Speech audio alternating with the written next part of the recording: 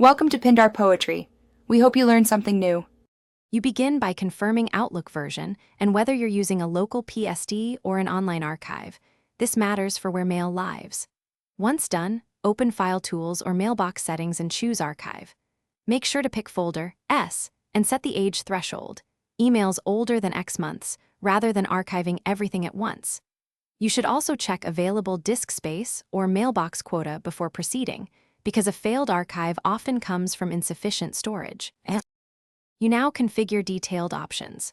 Point to a specific PSD path or select Online Archive as the target, then choose date filters and whether to include deleted or sent items.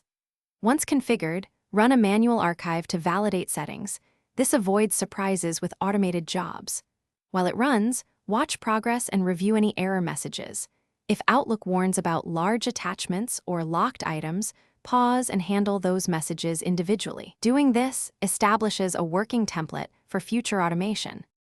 You finish by verifying archived items in the chosen PSD or online archive and confirm the folder structure matches expectations. Once satisfied, enable auto archive or set retention policies so this process repeats automatically. If files are missing or the archive fails, check disk space, mailbox permissions, and whether the PSD is marked read-only. For corruption, run the inbox repair tool, scampst and retry, and if permissions block access, involve your admin.